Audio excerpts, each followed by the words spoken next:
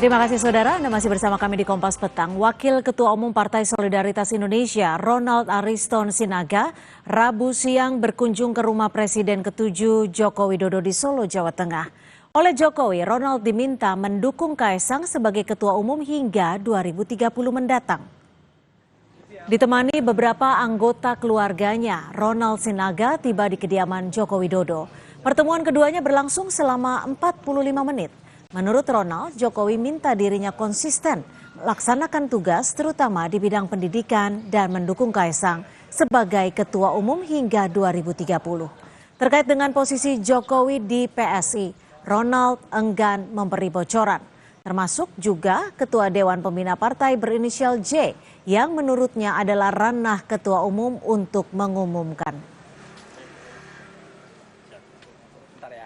Dan pesan Bapak yaitu dukung Ketua Umum kita sampai 2030 dan segala kegiatan partai kita besarkan partai PSI.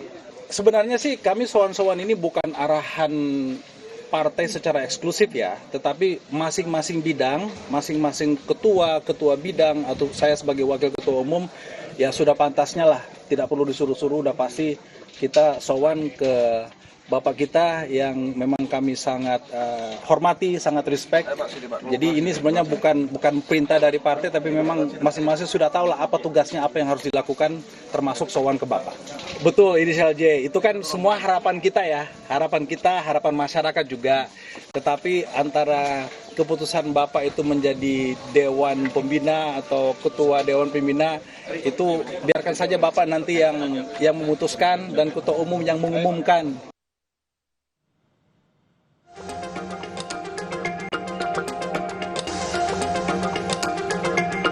Itulah namanya legalisir, disamakan dengan aslinya, dibenarkan bahwa ada aslinya. Relawan Jokowi bereaksi atas pengakuan Roy Suryo CS yang mengklaim jika salinan ijazah berlegalisir dari KPU adalah bukti jika ijazah Jokowi 99,9% palsu. Menurut Projo, justru dengan adanya legalisir membuktikan jika ijazah tersebut ada versi aslinya. Legalisir itu ada aslinya, kan begitu. Itulah namanya legalisir, disamakan dengan aslinya, dibenarkan bahwa ada aslinya. Ya, itulah namanya legalisir. Jadi sekali lagi justru itu memperkuat bahwa ijazah Pak Jokowi itu ada aslinya. Keyakinan Roy jika salinan ijazah Jokowi yang diperolehnya dari KPU adalah palsu dikarenakan kesamaan objek yang digunakan Bareskrim Polri. Menurutnya, jika hasil forensik ijazah yang di Bareskrim adalah palsu, maka ijazah dari KPU jugalah palsu. Kalau hanya salinan ijazah yang dilegalisir, kenapa Anda klaim ini bukti baru? Gini, karena selama ini dikesankan oleh Jokowi dan oleh semua lawyernya bahwa ijazah yang dipegang Jokowi itu beda dengan yang kami analisis. Ternyata setelah kami lakukan, kami dapatkan resmi dari Komisi Pemilihan Umum ya pada minggu yang lalu, barangnya adalah seperti ini yang ada, dan ini adalah similar, tapi ternyata tidak hanya similar, sudah juga kami cek ini identik dengan apa yang kami teliti sebelumnya. Kemudian dikeluarkan lagi oleh Bareskrim ketika gelar perkara yang pertama. Lihat ini sama, dan kemudian di sini jelas juga jasnya di atas cap ya. Ya udah, berarti ini adalah bukti selama ini, dan ini 99% adalah yang sudah kami teliti secara ilmiah bahwa itu palsu. Namun begitu, klaim bukti baru Roy Suryo CS tersebut belum tentu serta-merta membuat penyidik Bareskrim membuka kembali penyelidikan kasus ijazah Jokowi.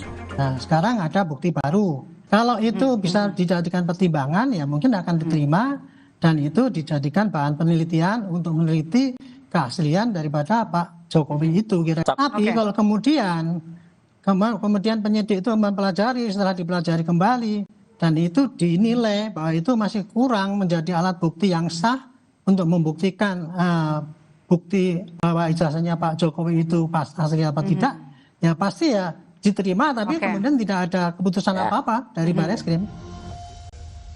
Kasus ijazah Jokowi di Bareskrim sudah dinyatakan tak memenuhi unsur pidana sehingga penyelidikannya dihentikan. Sementara kasus pencemaran nama baik Jokowi di Polda Metro Jaya hingga kini belum ada penetapan tersangka. Usai kasus dinaikkan ke tingkat penyidikan sejak 12 Juli lalu. Tim Liputan Kompas TV.